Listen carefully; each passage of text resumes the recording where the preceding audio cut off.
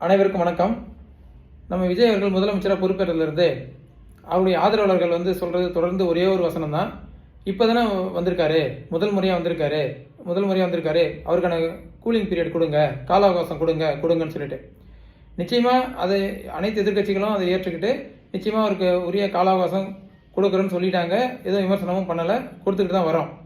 ஆனால் அப்படி கால அவகாசம் கேட்குற விஜய் அவர்கள் என்ன செய்கிறாரு, நம்ம நிர்வாகத்தை கற்றுக்கணும்னு நினைக்கிறாரா, இல்லை அவங்க அமைச்சரவையில் இருக்கிறவங்க ஏற்கனவே இருக்கிற அதிகாரிகள்கிட்ட கலந்தாய்வு போட்டு டிஸ்கஷன் பண்ணி மேலும் மேலும் என்ன செய்யணும், எப்படியெல்லாம் செய்யணும், எந்த மாதிரி சிக்கலுக்கு எப்படி முடிவெடுக்கணும்னு கற்றுக்க முயற்சி பண்ணுறாங்களான்னா அது கிடையாது. அது நம்ம வெளிப்படையாக தெரியுது.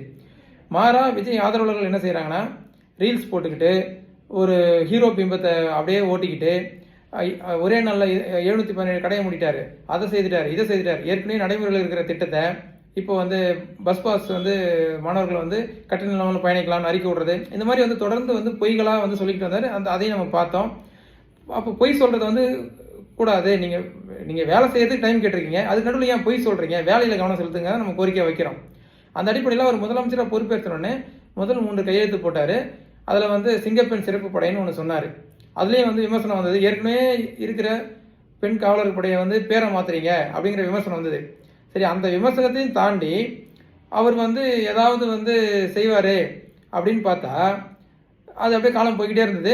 திடீர்னு ஒரு நாள் சொல்கிறாங்க, அந்த சிறப்பு படைக்கு நிகழ்ச்சியை முடிவு பண்ணுறாங்க, இந்த நாளில் வைக்கணும்னு சொல்லிட்டு ஒரு நாள்.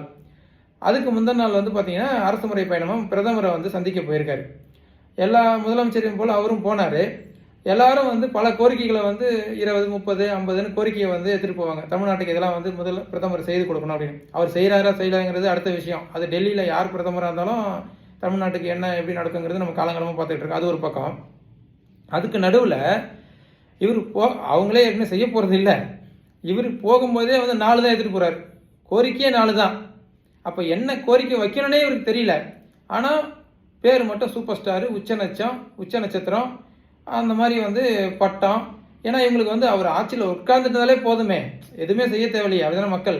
ஏன்னா இவருக்கு இருக்கிற ஆதரவாளர்கள் எப்படின்னா, இவர் விஜயை பார்க்க போய் தான் பெற்று வளர்த்த குழந்தைகள் இறந்தாலும் பரவாயில்ல, விஜயை பார்க்க போய் தானே இறந்தாங்க அப்படின்னு பேட்டி கொடுக்குற அளவுக்கு இவர் மேலே லவ் பண்ணுற மக்கள். ஸோ அப்போ தன் உயிர் போனால் கூட பரவாயில்ல, விஜய் பத்திரமா இருந்துடணும். அவர் அவருடைய பேருக்கு எந்த களங்கம் வரக்கூடாது, அவருடைய ஆட்சிக்கு எந்த கெட்ட பேரும் வரக்கூடாது அப்படிங்கிறவர் தான் அவருடைய ஆதரவாளராக இருக்காங்க. அவர்கள் இருந்துட்டு போட்டோம். ஆனால் அதே நாட்டில் தானே அவருக்கு எதிராக வாக்களித்த மற்ற 3 கோடி பேரும் இருக்கிறோம்.